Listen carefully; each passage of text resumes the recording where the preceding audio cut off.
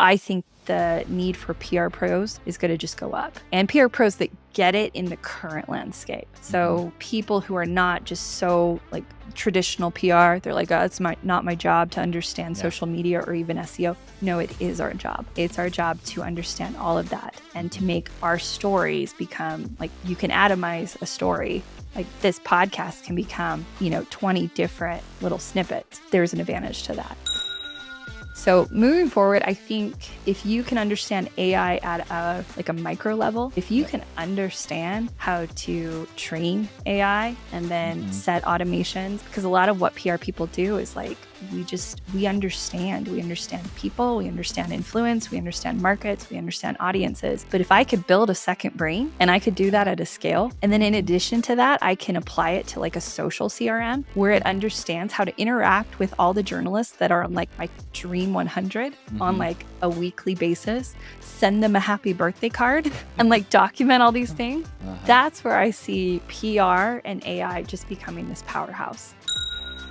Hello, everyone, and welcome to today's episode of the Digital Revolution podcast. I'm your host, Eli Adams.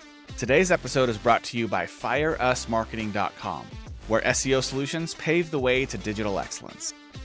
In today's episode, we are joined by Shante Micah. Shante is a seasoned PR strategist and the founder of Good News. Shante specializes in catapulting businesses and brands into the spotlight through earned media, offering them a path to gain substantial visibility, clout, and credibility. Shante is not only a public relations rockstar, but she is also an accomplished author. Her book, PR Power Play, Leveraging Media to Market Yourself, Build Your Brand, and Generate Revenue, combines nearly 2 decades of her rich experience into a practical framework that any business can implement. This book is a must-read for anyone aiming to harness the power of media effectively. Having been a part of the digital space since 2006, Shante brings a wealth of knowledge and insights into the evolving world of public relations and digital marketing. Whether you're a public figure, a thought leader, or a business looking to enhance your visibility, buckle up because today's discussion with Shante is meant for you. Welcome to the show, Shante. Thank you. Those are such kind words. Yeah. Well, I mean, you deserve all of it. I think we've known each other for maybe around a decade. I don't know if you remember this, but when I worked at Extra Space Storage and you were at 97th floor, we hired you to come in and help do a presentation. Do you remember that? I do. Wasn't it in like the Monaco hotel? It was some nice hotel. You guys were sequestered away and someone had to get me there. And then I got to meet and with you and the leadership team. I do remember that. I thought that was we a were good time. doing, if I remember correctly, we were doing some quarterly planning or yearly planning or something. And me and the other parts of the marketing team were like, hey, this is what we want and this is what we know, but let's get a third party to validate this.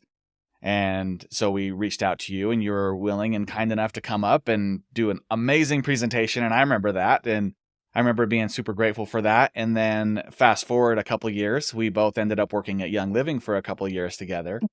And that was fun too. So both online as well as couple events and then working at Young Living. I feel like I know you pretty well, but I'm excited to dive in even a little bit more and learn some of your history, where you come from, and then really get into the nitty-gritty of what you're actually doing. So thanks for being a part of the show today. I really appreciate your time. Of course. I appreciate the invite. Yeah. Okay, so let's dive in. So tell me, who is Shante? Tell me where'd you grow up? What'd you want to be when you were little? How did you go from that to where you're at now? So I grew up in a small town in Washington. It was a farming town.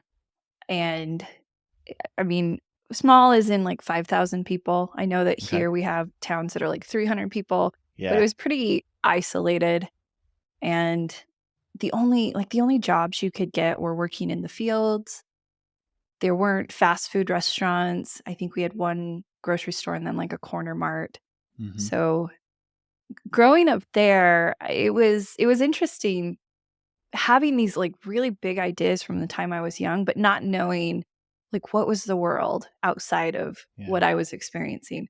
And I grew up in a family. I have 5 brothers, so I'm the only girl.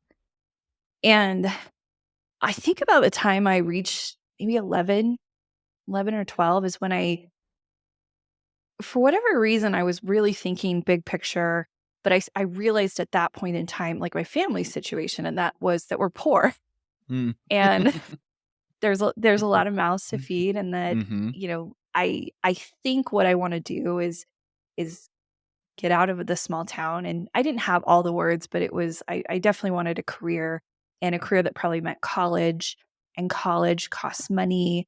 So about 11 and 12 was when I really started planning, like, what was, how was I going to get there? How is I going to do this thing that was outside of this small town of Prosser? Mm-hmm. And like, to give you an example, my summer jobs were driving combine. Mm-hmm. Like, those were the type of jobs that you get. And that was the elite job because you got air conditioning.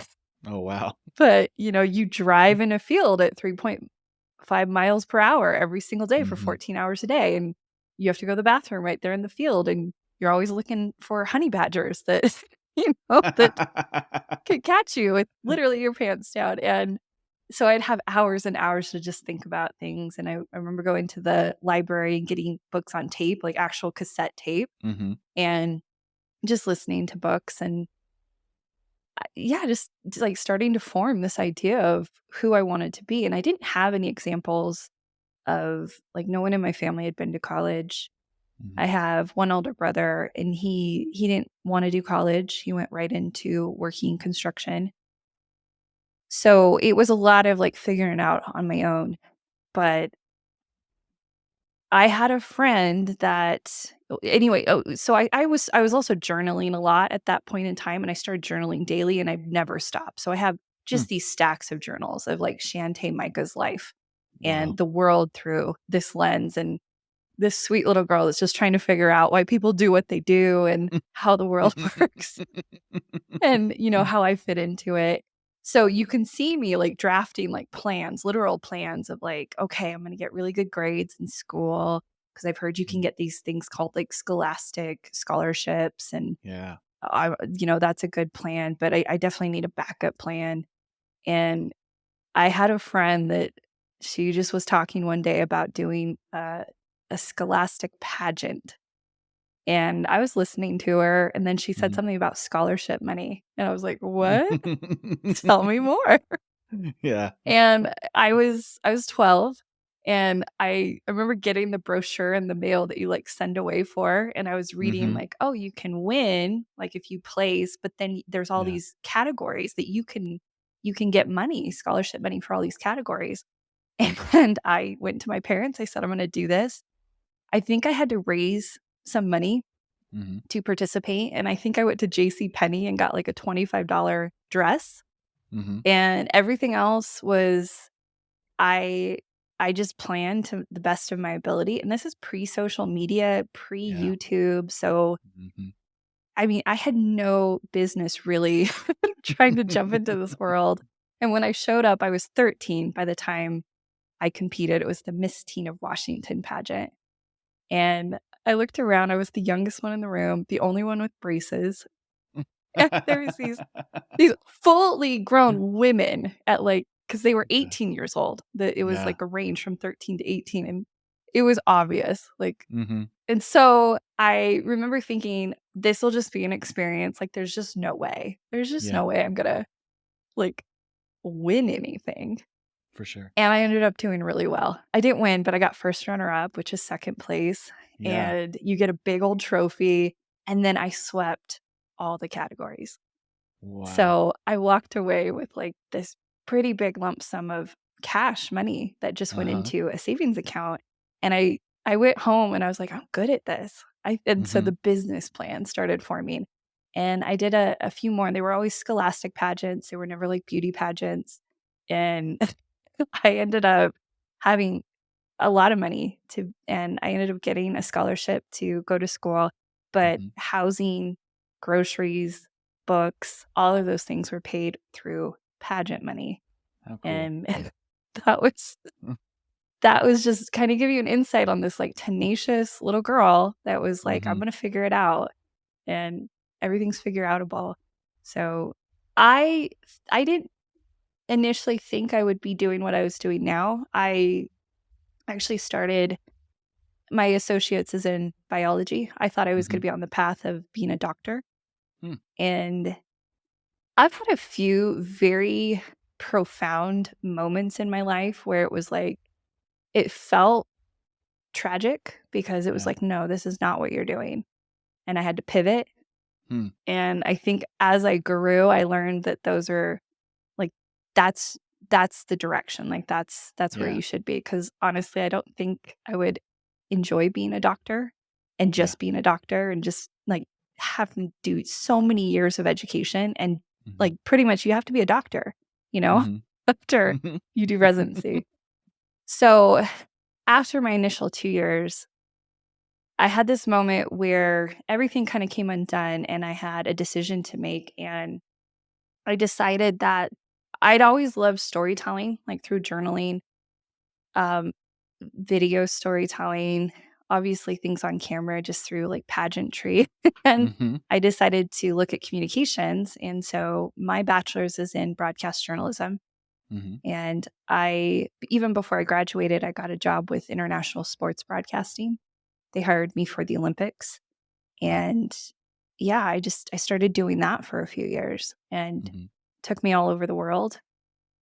And a few years after I graduated, I ended up in upstate New York at Syracuse University. And again, just on campus for a totally different reason, Mhm. actually picking someone up. And another profound moment of like, you're going to go here.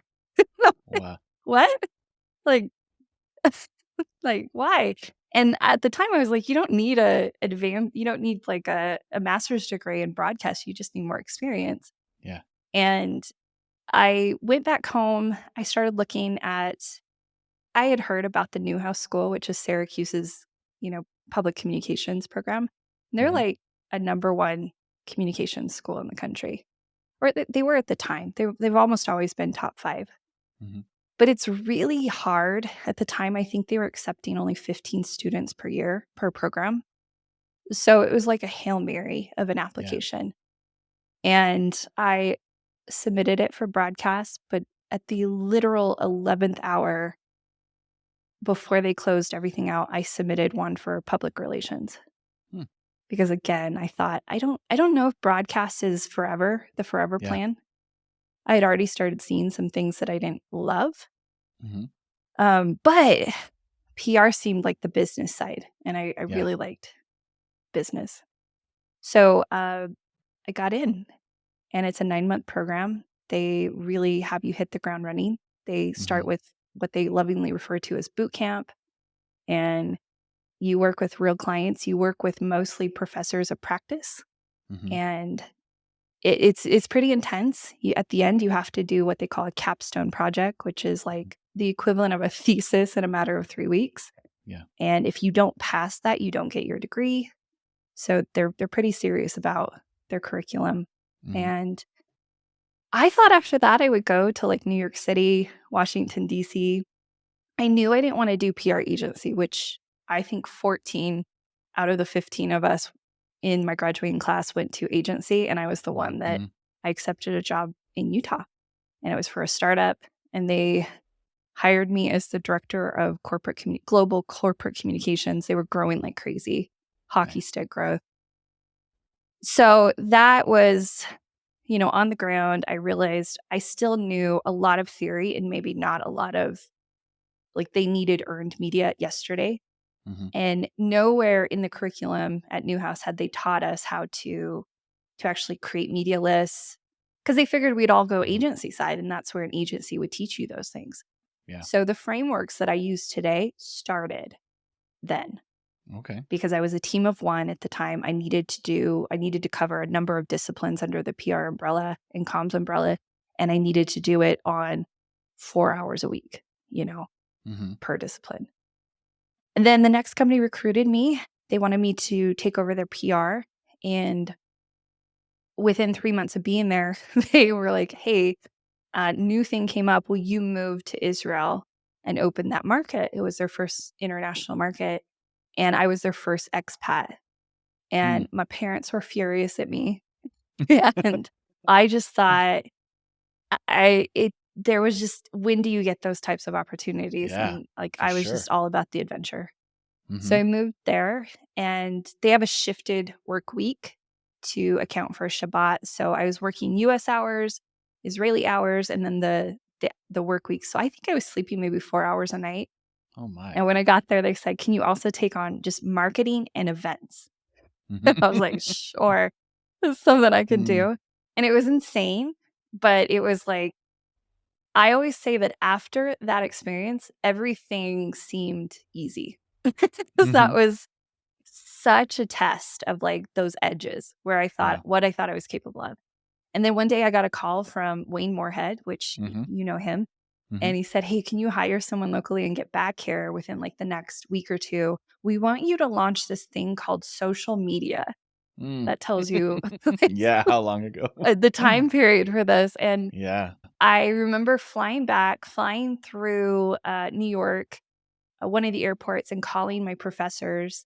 And I was like, what do we know? And they're like, nothing. Like, we don't have it in the curriculum. Like, good luck.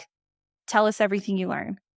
And came back and just like used the experiences I had, like drew from my own wheelhouse and launched social media. I also learned about SEO, but I was like totally hands off with SEO. Alex MacArthur, he went on to be the CMO of Purple, and then now he's at Kizik.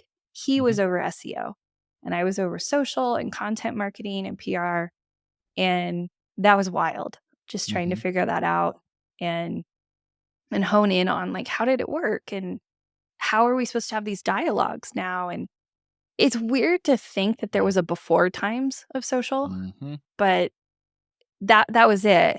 And from there, I ended up starting my own company, and it was great.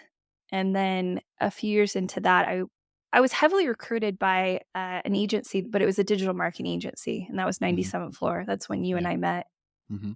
And at that point in time, I was exhausted. I had felt like every year it was like something massive that I had to learn. And I loved learning. I did well with grassroots projects, but I was like burnout from probably Israel that was like just on setting later. And I remember telling 97th Floor no so many times because they were like, we want you to come on board. We need to establish more leadership. They were hiring a bunch of people from basically right out of the ad lab at, BYU University. And I was like, I don't want to learn SEO. That was my holdup. It's like, I really don't. I just want to do the things that I've been doing and not take on another thing. But they were really smart. They set up a series of like lunches with some of their leads. And the first one I had was with my business partner that I have today. And that was when I realized like I missed that part. I miss working with people. I was a solopreneur, but I missed having like a team. So ultimately I said yes. I said, I'll give it a year. Just my inside voice. I didn't tell anyone else that. And as it happened, they were like, yeah, we'll train you. But that didn't happen. They basically needed me ready within like 2 weeks of starting.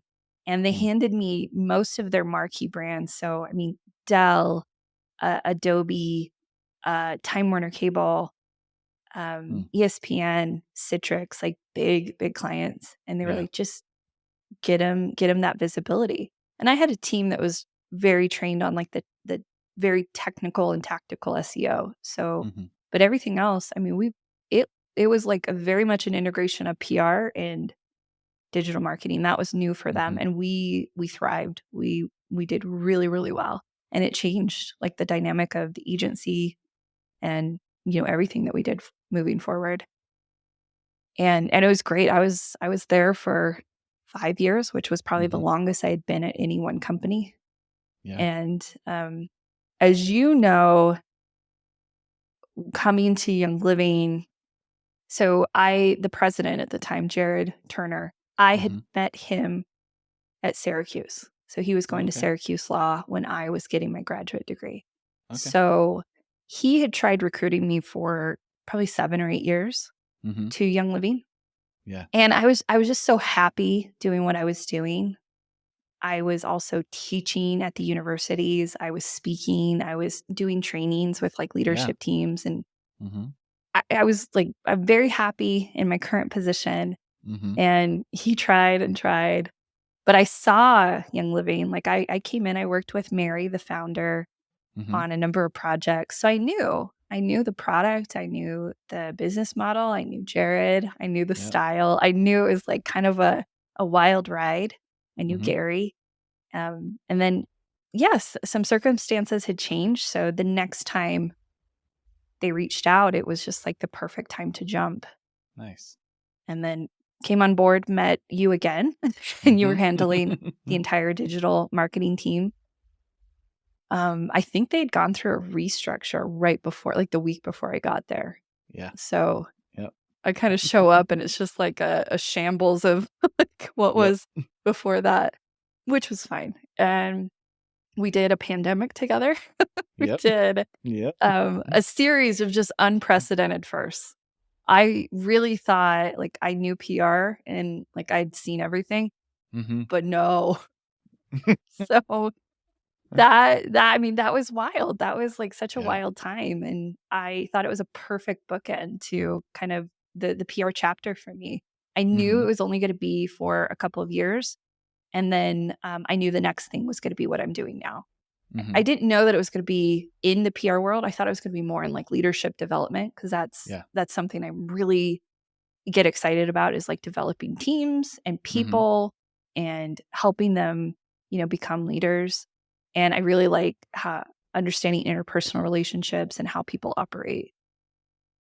But I kept getting phone calls from friends and former colleagues asking me for like full on PR strategies, just like, how do I get my story out there? Mm-hmm. And what they needed was something much simpler. And so the frameworks that I had used for going on, 2 decades, I put it into a program, I put it into training material, I Yeah. put it into a book, and I started consulting. And then just in this last calendar year, have launched services. Mm-hmm. And just doing it in this way that we're not a PR agency. We don't want to be a PR agency. There's so many good PR agencies, but I think Yeah. demystifying this space, making it more accessible for those that maybe they didn't realize you could get earned media Right. without hiring an agency or building an in-house team because most companies aren't ready for that. For sure. And yeah, so it's turned into this wonderful thing. We have been applying a lot of technology with AI and automation, and that's been exciting. It's rejuvenated kind of my whole experience with PR in this unique Yeah. way, and I feel like I'm helping people get Yeah. what is now more important with consumer habits and AI. Like Mm-hmm. you need to consider earned media. You Mm-hmm. absolutely need to. So that takes us up to date. Wow, that's an awesome story. So I didn't know most of that, so I'm really glad to learn that about you on a personal level. I want to talk about a few things and unpack a little bit about growing up. So you used the word tenacious at 12. I have a 12-year-old right now. And there's no way she would do anything even close to what you did. Was there something prior to that made you be like, hey, I got to do something? Or was it just like, because I'm from a small town, when we talk about small, it's 200-300 people, right? And I remember thinking, my thought was, this is great. I'm never going to leave this town, until I left. And I was like, oh man, there's more. And you had this thought of, I got to get out of here. I don't want to be driving a combine my whole life. So like, what was it before 12 years old that gave you that spark? It was even before then. My family tells me like the moment I was birthed, I was like, everyone listen to me. I got a plan. I got an idea. Yeah. I'm going for gold. And it is true. I mean, even when I was before like kindergarten, we had books, we had our Mm-hmm. bookshelves. And, my mom was busy. She had 6 kids in 7 years. So she was Yeah, busy. No for one had sure. time to read to me. So I taught myself to read before I Hmm. went into kindergarten because I wanted to read the books. Wow. And it was I don't know, like there's nothing. I think it was just, kind of how I was made in some Yeah. regard. Mm-hmm. And even like I just had a small reunion with some of my friends from high school, and we were all talking about like experiences. I got to go to all the dances, I got to play sports, I got to be in leadership, I got to be in Mm-hmm. clubs and all this stuff. But all of them were telling me, they're like, you just had this like eye on the horizon. You were so unbothered about things like boys liking you because you're like, Yeah. I'm not dating anyone in this small town. Like Yeah. I'm looking at Yeah. the horizon. And I can't tell you that I had any examples. And I think that's where reading books and like going to the library, and it's really hard to be what you can't see. Mhm. So I do think we need more examples, like of Yeah. women in leadership, of minorities in leadership, because for some of us, that vision is really important. Yeah. Some of us can kind of create that for ourselves, but others, it's like, I didn't realize that was an option. So Mhm. I think it was uh, just literally how I was made. My siblings are quite different. I think they were more I'm happy to be in Yeah. this hometown forever. This is great. Mhm. And I was just like, no, never. Like, I don't know that I ever was like, I'm going to live in New York City. I didn't have Mhm. that aspiration. But exploring the world, Yeah. I didn't think I would end up in Utah. And Right. I've loved living in Utah because it's a hub. Like, Mhm. we have beautiful landscapes, we Yeah. have an airport. I can Yeah. go anywhere in the world, and I can have a career, I can have a body of work. So, yeah, the spark was just like predetermined. Mhm. You're gonna want things. For sure. So then when you start growing up, you say you had a couple of moments where you're like, they were these profound moments. You talked about the Syracuse one. Um, tell me about some of the other ones. And was it just like a gut feeling? Was it like after you made the decision, you're like, this is right? Or like, how did you come to those profound moments? I can look back in life and think if I wouldn't have done that, I wouldn't be here. And a lot of Mhm. those were sort of gut feelings at the time. How does that work for you? So, the change in, like, college track, I, you know, was pursuing medical school, and so I went to visit, like, University of Washington. They're a big medical school, and I was Mm-hmm. on campus, and the feeling was of dread and, like, sick to my Mm-hmm. stomach. And I remember I could not get off the campus fast enough. I lived about 3.5 hours, or my hometown was about 3.5 hours from the campus. So I remember Mm-hmm. getting in the car and I had MapQuest directions, right? Yeah. So I'm trying to read the MapQuest directions to make sure I get on the right freeway to get out of, the city. Yeah. Crying though, crying, Hmm. because the impression was like, you're not going to go here. This is not for you. And that was the whole plan from the time I was, basically starting high school. That was the plan. Mm-hmm. So it was very scary and daunting, but it was like the intuition was like, no.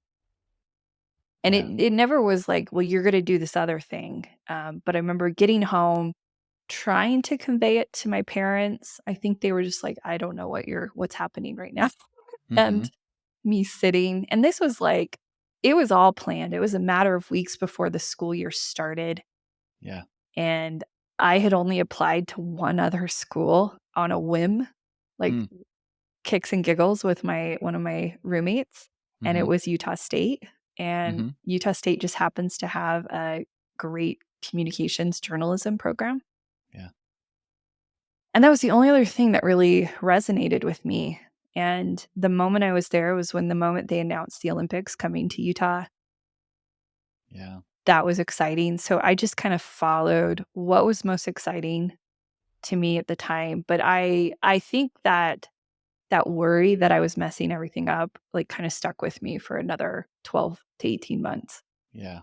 But, I got a job with international sports broadcasting before I graduated. Like, I Hmm. convinced them to hire me before. Yeah. I got to do the opening closing ceremonies. Like, I was part of that production team. How cool. Yeah. The producer ended up writing one of my letters of recommendation, which I think probably helped me get into the Newhouse School. Mm-hmm. And it took me everywhere. The PR thing was just, I think I realized I really liked parts of broadcast, and so, Mm-hmm. but like being on campus, and it was like, you're gonna go here. It felt like Mm-hmm. an audible. It sounds so crazy, but it felt audible. Yeah. And it was like, did someone just talk to me? Huh? Yeah. So that application process was like, yeah, I'm probably not going to get in. Like, come on. They have like thousands and thousands of applicants and they only accept 15. Right. So what advice do you have for younger women who are maybe in the same situation you were? I mean, times are a lot different now, right? With social media and everything else. Like, what advice do you have for them to sort of get out of the busyness of social media and listen to that gut feeling that you had?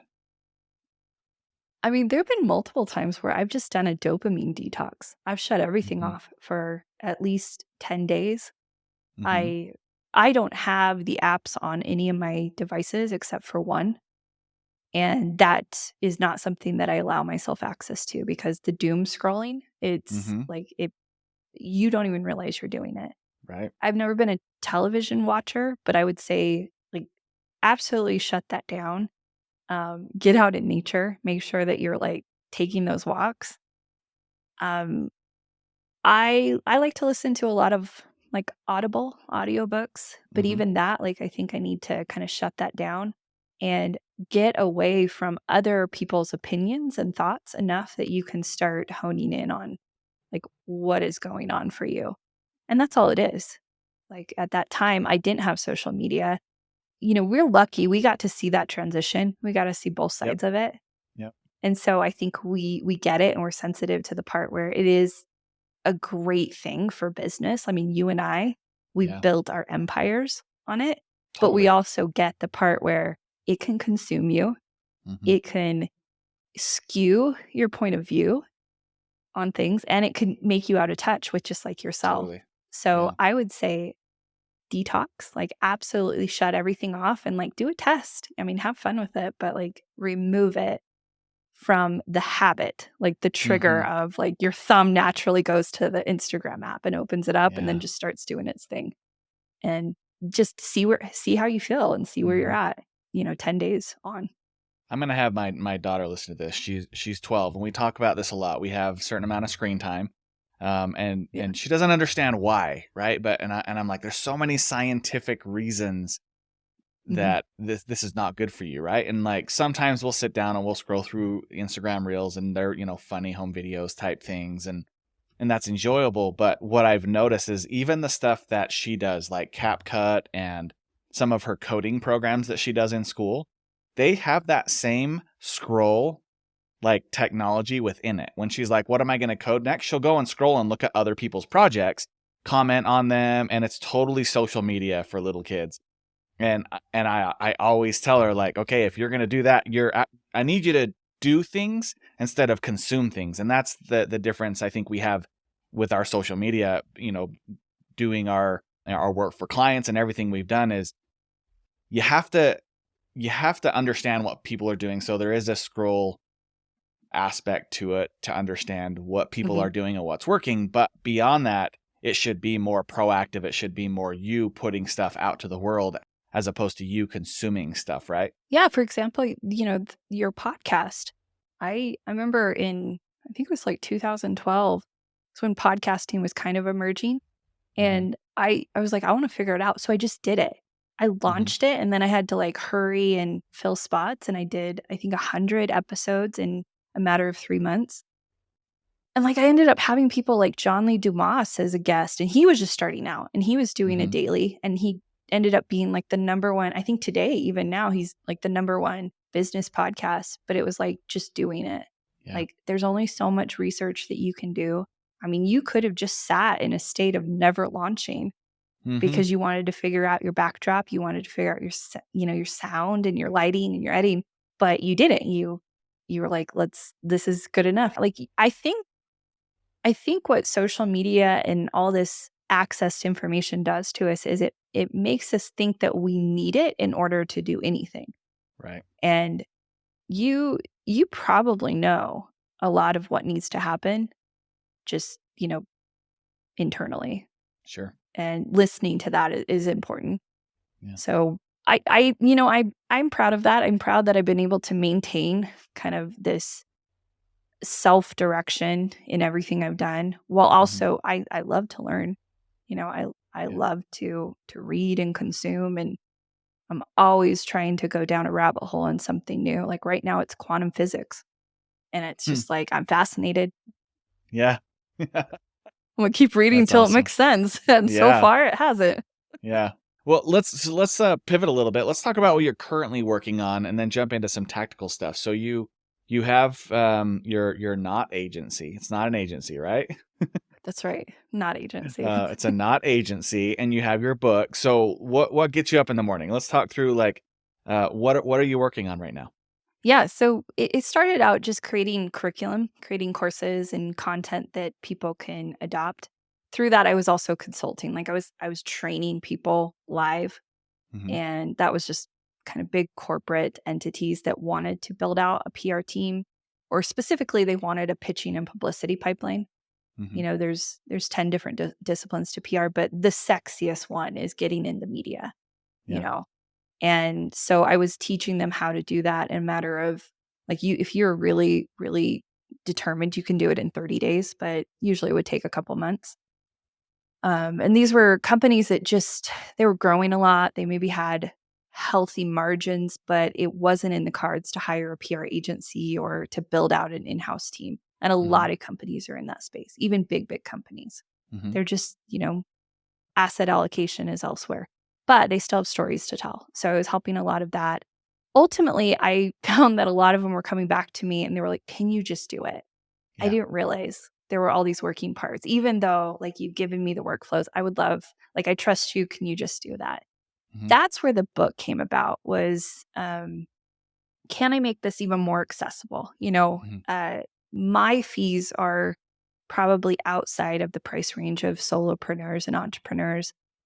And so the book was, let's put this into a book format.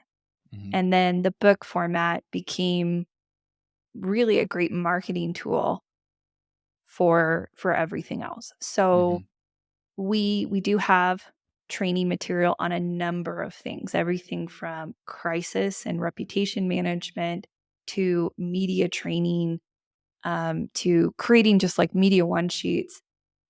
And now we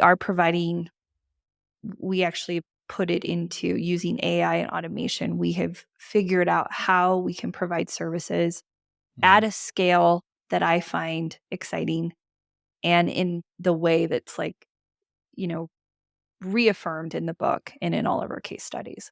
So that's primarily what gets me up in the morning. Still doing a lot of consulting and training and mentorship. I really enjoy the mentorship. There's a lot of up and coming professionals and students that are just graduating, Hmm. and they feel like the marketplace is like pretty wild, and they're not sure with AI if their job is going to be around for Yeah. much longer. So mentoring them through the final stages and Hmm. giving them hope and Yeah. talking them through, some identity stuff. Hmm. So all of that keeps me pretty busy. And then I have two cute puppies and spend time with them. Nice. Okay, so let's dive into some tactical stuff. So let's say I'm a Mhm. business owner and I'm listening to this podcast, and I have some, I need to get my name out there, or maybe there's a crisis on the horizon, or whatever it is. I need some PR, and I've heard about what you do. I can't really afford a PR agency. They're a little more expensive, for what I have in my budget. And I have some help in house, maybe with like my niece or nephew that can pull a few strings and take care of some things with me. What advice do you have for me as that business owner? How do I get started down this path and elevate myself online from a PR standpoint? Yeah. So when we talk about earned media, we talk about earned media, so that visibility, but like with a high degree of credibility. Hmm. There's nothing more credible than earned media, even your own content marketing strategy. And like BuzzSumo did this study and they published it, I think, a year and a half ago, and they updated it last August. But they did a deep dive into like consumer habits right now. And Hmm. consumer habits have changed with them. I'm sure you've seen this with them, like even the last 3 years. And with the evolution of AI, like content marketing, it's everyone can create a ton of content, right? Yeah. So it's no longer like where you can win. But the article, they dive into, consumer habits. And, they have these stats where 90% of your consumers, of all consumers, prefer to know you through an article, earned media, versus a traditional ad, or even through your own content marketing. And then when we talk about awareness, so that top part of like the awareness funnel, 72% of all consumers prefer to know you, that first awareness touch point, through an article, through something with some social proof. The biggest consumer base it's you and I, it's millennials. And we want to see companies and their, what they offer, but in the context of social proof. So journalists need the stories that you can provide as solopreneurs, as entrepreneurs. They absolutely need the stories you can provide. And you need to diversify your marketing efforts beyond just your own content, beyond your own social media. So I would say I would definitely get the book because it breaks it down. There are 4 aspects to creating a pipeline of media, earned media. And you do need to create a pipeline. It's just like with sales. You need to create something that, is kind of always fostering within that wheel. And the first thing you need to know is, who do I need to be reaching out to? The journalists, the editors, the producers, the publications, where your audience goes. What are they talking about? What are the cultural conversations? So understanding how to create what we call a connecting index. A lot of people call it a media list. And the next thing is the stories. What are the stories that are going to resonate? It's almost never what you think it is, because you're like, well, my products, I don't know, like your products, you're excited about them, but how are you going to ensure that fills a need? It solves a problem for someone. So it's understanding how to create a storytelling index. And then it's understanding how to turn those into compelling, captivating pitches. Most journalists, editors, producers, they receive 100 pitches per day. But there are formulas. There's ways to create pitches that will find their way to the top, that will build rapport, that will demonstrate that you've done your research, that you understand that journalist, you understand their beat, their body of work. And then the last aspect of the 4 aspects is understanding the bottom line results. So the metrics, the ROI. And I think that's one of the things that even PR professionals, they're not quite sure about.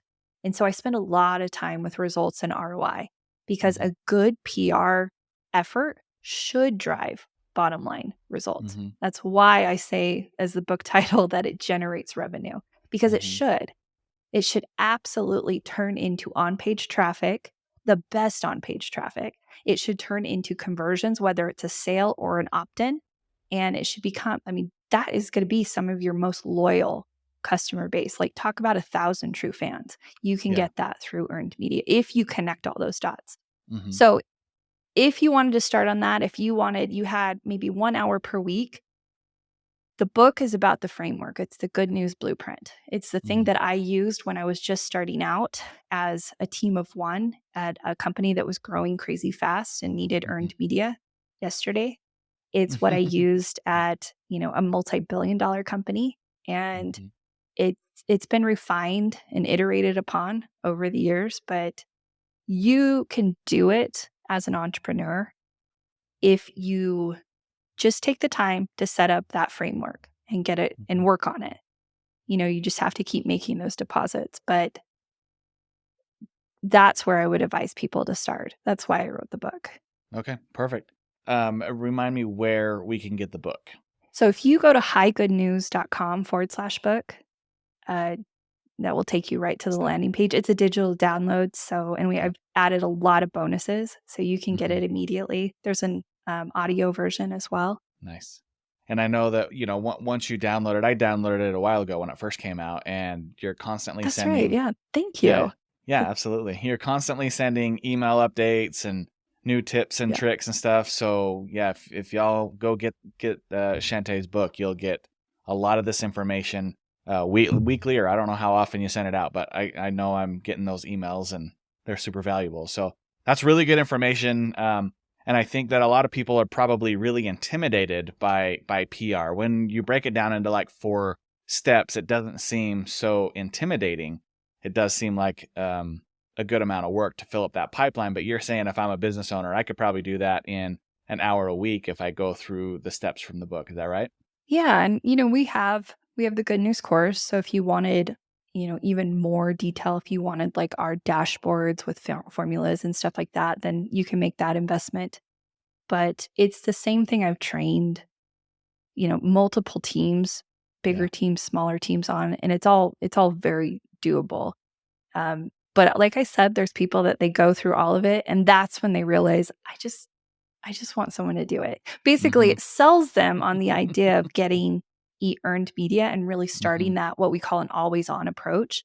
Yeah. And it breaks it down in a way that they understand, oh, this is digital storytelling with a high degree of credibility. I can turn myself or my company into a thought leader. Hmm. That's pretty compelling. The benefits are pretty big, but if you can also connect those dots and turn it into a revenue generator, then it's worth it. There Yeah. are some companies that have put more eggs in this basket versus Hmm. trying to figure out like paid ads, mainly because it's complicated. Unless they hire someone like yourself, the algorithm can change and all of their efforts, it's like back to square one. So that's where having a pro, at your fingertips, it's important. So, Yeah. yeah, there's a lot of ways to integrate it, and then there's a lot of ways to just utilize it as square one to get visibility. Where do you see the future of PR going? This question is asked a lot on the Reddit threads. Is it going to die? Hmm. Um, so I do see things changing for journalists, Hmm. and journalists. I mean, that article also went into the workload of journalists, and if you've been following like big um, media conglomerates, they've done a lot of layoffs. So Yep. journalists are pressured to create even more content Hmm. with tighter deadlines. And so I think the need for PR pros is going to just go up, and PR pros that get it in the current landscape. Hmm. So people who are not just so like traditional PR, they're like, oh, it's not my job to understand Yeah. social media or even SEO. No, it is our job. It's our job to understand all of that and to Hmm. make our stories become like you can atomize a story. Like this podcast can become, 20 different little snippets. Yeah. Well, there's an advantage to that. So moving forward, I think AI is interesting. I think that if you can understand AI at a micro level, Hmm. I think you've said this on other podcasts where it's like people who are just go to it and like, write me a press release. That's Yeah. probably not going to, take anyone's job if you're relying on press releases. But if you Yep. can understand how to train AI and then Hmm. set automations, and then because a lot of what PR people do is like, we understand people, we understand influence, we understand markets, we understand audiences. But if I Yeah. could build a second brain, and I could do that Yeah. at a scale. And then in Hmm. addition to that, I can apply it to like a social CRM where it Hmm. understands how to interact with all the journalists that are on like my dream 100 on Hmm. like a weekly basis, send them a happy birthday card Yeah. and like document all these things. Uh-huh. That's where I see PR and AI just becoming this powerhouse. It's really at Good News, we pride ourselves on a human first approach. Like Hmm. you're not reaching out as a transactional get me content. It's not the same as link building. Hmm. Um, you have to understand that journalists are people with a beat, a body Yeah. of work, an audience. And if you can demonstrate that, you're a breath of fresh air. That's Yeah. where I think PR is going to stand out. Do you see? I notice a lot of people being let go in the industry, and they go and do their own thing um, on their own social channels, and they're growing quite a bit. A lot of people are getting news from TikTok and from X and all these Yeah. other platforms, more so than some of the bigger websites in the past or bigger news stations. Is part of the PR plan to also capitalize on using those types of journalists, or do you strictly want to stay on some of the bigger platforms? No, it's all of it. In fact, that's where I think seasoned PR pros, if they think that's not part of their job, then they're going to be without a job. Mm-hmm. Come retirement time, they're not going to be able to retire and they're going to Yeah. be completely out of the loop. I do think that media is going to change. It's going to continue to change. But the demand for good stories with hyper relevance, with originality that come from entrepreneurs and Mm-hmm. companies and basic thought leadership, that's going to go up. How they play out with influencers and, on the TikToks and Yeah. Instagram, that's fine. That's just like a medium change. Mm-hmm. But the stories and the necessity for those stories, it's going to go up. Yeah. Wow, Shante, I really appreciate you diving into that and the tactical in the future. I've learned so much about you personally, as well as about PR on this podcast. So I appreciate you jumping on and taking this time today. At the end of every podcast, I ask 2 different questions, and then I want to make sure that people have a way to get in touch with you. So the first question is, if you could go back to your younger self and give advice, what would that be? It would probably, I would tell little Shante, be easy about it. Like, Okay. don't try to figure it all out. There's parts of it where I think I struggled a little too much because I thought my plan that I'd written in my journal at 12 years old was not happening to the letter. Yeah. So I would say be easy about that. And like find the adventure in it. Yeah. I think I did, but I think I struggled quite a Yeah. bit with just like, wait a minute, it's not what I said I Yeah, wanted. for sure. I think going to Israel was quite an adventure. Like, I moved to a different state once and I was like, wow, this is crazy. But like going to Israel, I bet that was huge. If for you want to break your ideas about like yourself and the world, go to another country. Yeah. And it could be on vacation, really, because even the things you take for granted, like going grocery shopping and trying to get baking soda and not baking powder when it's all in Hebrew, you realize, I don't know anything. I don't even know who I am. It's a good exercise. Yeah, love it. Do you have any podcasts, leaders, books, anybody that currently inspires you right now? Yeah. I'm always, let's see, what's on the top of my stack? Robert Greene. I like the laws of human nature. I think he also has like the laws of power.